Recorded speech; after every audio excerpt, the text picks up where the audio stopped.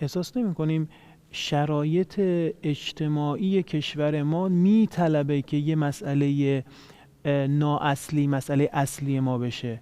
یعنی هم از طبقه مردم مذهبی ما، هم از طرف مقابلش، یعنی این پتانسیل رو دارن که این چنین مسائلی که واقعا اصلی نیستن بشه مسئله درجه یکشون. اینا فقط هم رسانه هم نباشه، اینها با هم سر و کله میزنن سر این داستان. یعنی احساس نمی‌کنیم یه جو و فضا و شما الان اینو مولود رسانه است، مولود رسانه‌شو حذف نکنید. رسانه ما رو اینجور کرده. ما بیش از این که با هم حرف بزنیم از طریق این گوشی ها با هم حرف میزنیم. یعنی آخرش بر اساس یه برساخت رسانه به جنگ هم میریم، با هم دعوا میکنیم. نمیشه رسانه رو تو همین فضایی که شما میگید حذف کنید. همین مردم 20 سال پیش شاید این مشکل رو نداشتن. نمیخوام حذفش کنم، هست موثره، ولی واقعا احساس نمیکنم موثر درجه یک باشه.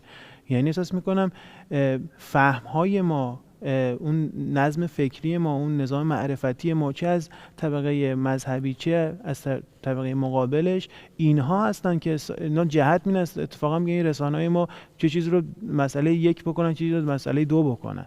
یعنی فقط یعنی احساس می‌کنم اینا پشت زمینه‌ای دارن. این رسانه یه ابزاریه که اونها دارن استفاده می‌کنن. حالا من اینجور فکر نمی‌کنم. من آخرش میگم اقتضاء دنیای جدیدتون رو به شما سر یه رسانه خاصی حرف نمیزنم، رسانه جمهوری اسلامی یا رسانه معاند.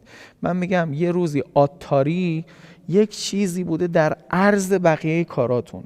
امروز این مسئله، این چیزی که اسمش رسانه دیجیتاله، در طول همه زندگی شماست.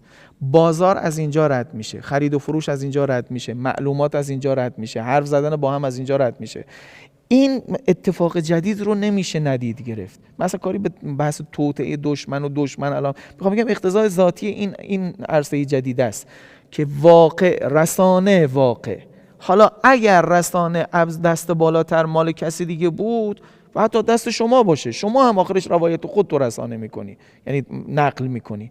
روایت تو از واقعیت ها در واقع صورت اجتماعی پیدا میکنه، تو اذهان عمومی دور میزنه و این میشه که اینجا مثلا ممکنه یه خورده بلا همین زمان ما الان شاید اگه انگشت درصد بگیریم، درصد زنانی که کشف حجاب کردند با درصد زنانی که هنوز در فعالیت های اصیل زنانه دارن فعالیت میکنن، فکر نمیکنم دومی کمتر از اولی باشه، ولی اولی میشه مسئله ایران.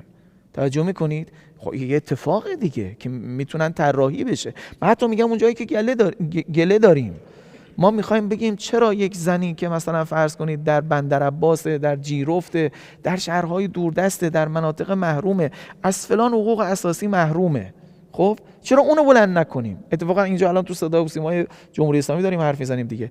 اول عدالت رسانه رو برقرار کنیم، اول صدای اونم باشیم.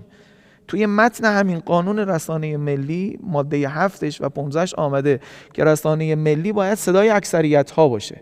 اکثریت سنی کودکان، اکثریت اعتقادی مسلمانان، اکثریت اقتصادی محرومان، مستضعفان. واقعا ما صدای فرض کنید آگهی های بازرگانی هستیم یا صدای محرومانیم؟ خب یکی از این محرومان هم ممکنه زنانش باشن، از یه دسته از حقوق زنانشون، از یه دسته از حقوق انسانیشون به علت مناسبات بد، به علت یه قانون بد، به علت یه ساختار بد محروم بشن. من و شما صداش نمیشیم. همون توازنی که اول بحثمون بود، توازنی که صدای این حق باشیم تا بعد از ما بپذیره که صدای تکلیفش هم باشیم. تا من وقتی میگم خواهرم حجابت، بگی این همان برادری است که همیشه سینه چاک حقوق من بوده، حقوق من بوده برای کل مردم ایران. همین دختری که الان بی حجابم هستم یه دست حقوقی داره، صدای اون حقها هم باید بود.